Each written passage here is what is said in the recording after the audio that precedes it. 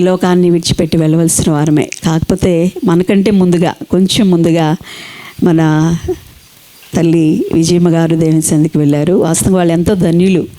ఎందుకంటే ఈ ప్రయాస మాని వారు విశ్రాంతిలో ప్రవేశించారు. మనకి కష్టాలు ఉంటాయి, నష్టాలు ఉంటాయి, బాధలు ఉంటాయి, వ్యాధులు ఉంటాయి, చాలా ఇబ్బందులు ఉంటాయి కదా. అందుకని చాలాసార్లు ఏమనుకుంటాం, ఏదైనా మనకు మించిపోయిన కష్టాలు, బాధలు, సమస్యలు వస్తే ఎందుకు ఈ జీవితం పోతే పోయింది కదా అని అనిపిస్తూ ఉంటుంది కదా. కానీ అలాంటి ఆలోచనలు ఇంక లేవు. ఈరోజు విజయమ్మ గారు చాలా చక్కగా విశ్రాంతిలో దేవుని ఎరిగి చక్కగా దేవుని సన్నిధిలో ఉంటూనే దేవుని సన్నిధికి ఆమె విశ్రాంతిలోకి వెళ్ళారు కనుక చాలా సంతోషంగా, అక్కడ దుఃఖం ఉండదు, వేదన ఉండదు, చాలా సంతోషకరమైన స్థలంలోకి ఆమె వెళ్ళింది. కాబట్టి దాన్ని పురస్కరించుకొని గత సంవత్సరం క్రితం ఇదే రోజు ఆమె దేవుని సన్నిధికి వెళ్ళారు కనుక కృతజ్ఞతగా, ఈ మాట మీకు కొంచెం విచిత్రంగా అనిపించినా వాస్తవంగా ఇది కృతజ్ఞతే. ఇది కృతజ్ఞతే, స్తుతి కూడికే, జ్ఞాపకార్థ కూడిక అనే కంటే, ఆదరణ కూడిక అనే కంటే, ఆదరణ కూడిక ఆల్రెడీ పోయిన సంవత్సరం పెట్టేశాం. దేవుడు ఆదరించి పట్టే ఇంతకాలం మనం ఆదరణతో ఉండగలిగా. ఇది కృతజ్ఞత స్తుతి కూడిక. ఎందుకంటే తెస్సలోనిక పత్రికలో ఒక మాట, ప్రతి విషయం నందును దేవునికి మనము కృతజ్ఞత చెల్లించే వారముగా ఉండాలి.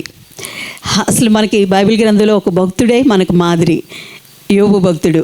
యోబు భక్తుడు అంటాడు కదా, యెహోవా ఇచ్చాడు, యెహోవా తీసుకున్నాడు, దేవునికే స్తుతి అంటాడు. అంటే ఇచ్చినప్పుడు ఏం చేశాడంట, స్తుతి చెల్లించాడు. ఏమి ఇచ్చినప్పుడు, పిల్లల్ని ఇచ్చినప్పుడు దేవుని స్తుతి చెల్లించాడు. పిల్లలు చచ్చిపోయినప్పుడు కూడా ఏం చేశాడంట, అబ్బో అసలు మామూలు విషయం కదా. ఇది ఎంత ఆత్మీయ పరిపక్వతలో ఉన్నవారు మాత్రమే ఇలా చేయగలుగుతారు. కాబట్టి ఈ విధంగా యోబు గొప్ప మాదిరి మనకి. అలాగే తెస్సలోనిక పత్రికలో కూడా దేవుడు, పరిశుద్ధాత్మ దేవుడు మనకు బయలుపరిచాడు. ప్రతి విషయంలో దేవునికి మనము కృతజ్ఞత చెల్లించటం, ఆయన చిత్తాన్ని మనము నెరవేర్చిన వారం అవుతాము అనే విషయాన్ని మనం చూస్తున్నాం. కాబట్టి ఇది కృతజ్ఞతే. ఎందుకంటే దేవుడు ఏది చేసినా దానికి మనము లొంగిపోవాల్సిందే. ప్రభువా నీ చిత్తం జరిగించాలి. కాబట్టి ఈరోజు మనం సంతోషించాలి. ఎందుకంటే మనలాగా కష్టం, బాధ, శ్రమ, ఇరుకు, ఇబ్బంది ఏమీ లేకుండా చాలా చక్కగా విశ్రాంతిలో ఉంది. కానీ భూమి మీద ఉండగానే సృష్టికర్త అయిన దేవుని తెలుసుకుంది కనుక ఆమె దేవుని రాజ్యంలో ఉంది. అది ప్రాముఖ్యమైన విషయం. కాబట్టి దీన్ని పురస్కరించుకొని మనం ఈరోజు ఈ ప్రార్థన కూడికలో పాల్గొనడానికి దేవుడు మనకి ఇచ్చిన శ్రేష్ఠ సమయాన్ని బట్టి దేవునికి మహిమ. ఒకసారి మనందరం లేచి నిలబడి మరి కొద్ది నిమిషాలు స్తుతిద్దామా దేవుణ్ణి. ప్రభా మా జీవితంలో ఏది జరిగినా నీకే స్తోత్రం అంటూ ప్రభుని గణపరుద్దాం. ఎలాంటి వారైనా, ఎంత గనులైనా ఈ లోకాన్ని విడిచిపెట్టి వెళ్ళిపోవాల్సిందే. ధనమున్నారైనా, ధనము లేని వారైనా, అందరూ బట్టి ప్రభా నీ చిత్తంలోనే మా జీవితంలో అన్నీ జరిగిస్తున్నందుకు వందనాలు. అందరూ చెప్పాలి ఈ మాట, నీ చిత్తంలోనే, నీ ఏర్పాటులోనే అన్నీ మా జీవితంలో నువ్వు జరిగిస్తున్నావు అని ప్రభుని స్తుతిద్దాం. హల్లెలూయా.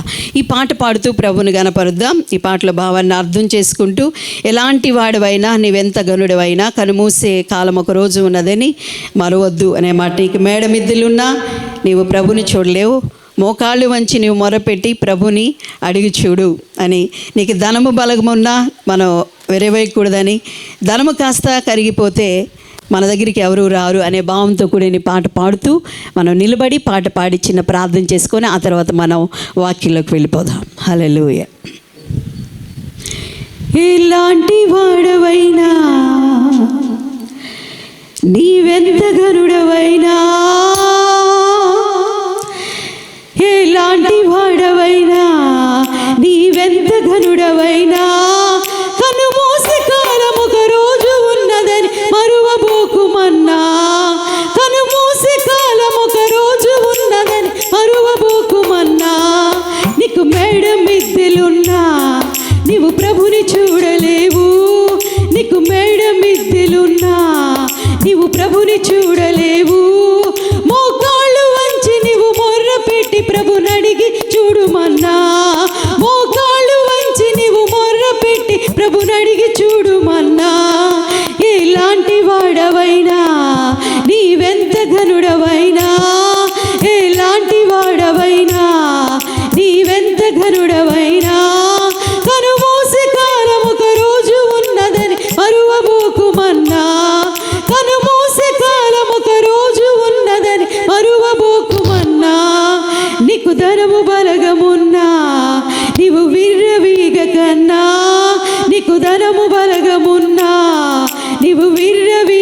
పెట్టిరన్నా, ఆ ఘనము కాస్త తరిగిల్లిపోతే తరికెవరు రారు అన్నా, ఆ ఘనము కాస్త తరిగిల్లిపోతే తరికెవరు రారు అన్నా. ఎలాంటి వాడవైనా నీవెంత ఘనుడవైనా, ఎలాంటి వాడవైనా నీవెంత ఘనుడవైనా, కనుమూసే కాలం ఒక రోజు ఉన్నదని మరువబోకుమన్నా, కనుమూసే కాలం ఒక రోజు ఉన్నదని మరువబోకుమన్నా. పాపుల కొరకు ప్రభువు ఒరిగేరు గిరి పైన, పాపుల కొరకు ప్రభువు ఒరిగేరు గిరి పైన, ఆ సిల్వ వేసి దుర్మార్గులంతా పలు బాధ పెట్టిరన్నా, ఆ సిల్వ వేసి దుర్మార్గులంతా పలు బాధ పెట్టిరన్నా. ఎలాంటి వాడవైనా నీవెంత ఘనుడవైనా, ఎలాంటి వాడవైనా నీవెంత ఘనుడవైనా, కనుమూసే కాలం ఒక రోజు ఉన్నదని మరువబోకుమన్నా, కనుమూసే కాలం ఒక రోజు ఉన్నదని మరువబోకుమన్నా. నిన్ను పాపి రోగినయ్యా ప్రభు పిలుచుచున్నడయ్యా, నీవు పాపి రోగివయ్యా ప్రభు పిలుచుచున్నడయ్యా. ఆ ప్రభువుని వాక్యానుసారముగా ఎరిగి చూడుమయ్యా, ఆ ప్రభువుని వాక్యానుసారముగా ఎరిగి చూడుమయ్యా. ఎలాంటి వాడవైనా నీవెంత ఘనుడవైనా, ఎలాంటి వాడవైనా నీవెంత ఘనుడవైనా, కనుమూసే కాలం ఒక రోజు ఉన్నదని మరువబోకుమన్నా, కనుమూసే కాలం ఒక రోజు ఉన్నదని మరువబోకుమన్నా. అవును పిల్లరా, నువ్వు ఎలాంటి వాడువైనా నువ్వెంత ఘనుడవైనా కనుమూసే రోజు ఒక రోజు ఉందని మనమెవరూ మర్చిపోవడానికి వీల్లేదు. ఈ లోకంలో ఎన్ని మేడమిద్దులున్నా మనము దేవుని రాజ్యాన్ని చేరుకోలేము. మోకాళ్ళు వంచి మొరపెట్టి సృష్టికర్త అయిన దేవుని తెలుసుకున్నప్పుడే ప్రభు అంటాడు, నేనే మార్గమును సత్యమును జీవమును, నా ద్వారా తప్ప ఎవరు తండ్రి యొద్దకు చేరలేరు అని. ఈ లోకంలో నీకు ధనం ఉండొచ్చు, బలం ఉండొచ్చు, ధనాన్ని బట్టి బలాన్ని బట్టి నువ్వు విరవొయ్యొద్దు. ధనము కాస్త వెళ్ళిపోతే నీ దగ్గరికి ఎవరు రారన్న విషయం కూడా నీకు తెలుసు కదా. పాపుల కొరకు ప్రభు ఈ లోకానికి దిగి వచ్చి దేవుడైండి శరీరాన్ని ధరించుకొని భూమి మీదకి వచ్చి మనందరి కోసం బలి మనకిచ్చిన పాప క్షమాపణ బట్టి మాత్రమే మనము దేవుని రాజ్యాన్ని స్వతంత్రించుకోగలుగుతాం. ప్రభువా, ఆయన విజయం గారు నేను తెలుసుకున్నారు, నీ రాజ్య వారసులయ్యారు. ప్రభా, ఆమె ఎక్కడున్నది అనే విషయం కాదు, కానీ ఈరోజు నేను ఎక్కడికి వెళ్ళబోతున్నాను అనే సత్యాన్ని ప్రభాని ఒక్కసారి ప్రశ్నించుకోవడానికి మీరు నాకు ఇచ్చిన ఈ రోజును బట్టి వందనాలు ప్రభా. నన్ను బలపరుస్తున్నందుకు వందనాలు. సృష్టికర్త అయిన దేవుడిగా నేను తెలుసుకునే గొప్ప భాగ్యం ఇచ్చినందుకు వందనాలని ప్రభుని స్తుతిద్దామా మన రెండు హస్తాల పైకెత్తి. యేసయ్యా నీకు వందనాలు. సృష్టికర్త నిన్ను తెలుసుకునే గొప్ప ధన్యతను మాకు ఇచ్చినందుకు వందనాలు అయ్యా. సృష్టికి ముందే శబ్దముగా ఉండి సృష్టి అంతటిని కలుగు చేసిన గొప్ప దేవా మీకు స్తోత్రాలు. నీ రూపంలో మమ్మల్ని చేసుకున్న దేవా మీకు వందనాలు అయ్యా. దేవుడివైన నిన్ను దేవునిగా తెలుసుకునే గొప్ప ధన్యతనిచ్చా. నీ జనన మరణ పునరుద్ధానాల ద్వారా మాకు పాప క్షమాపణ ఇచ్చినందుకు మీకు వందనాలు.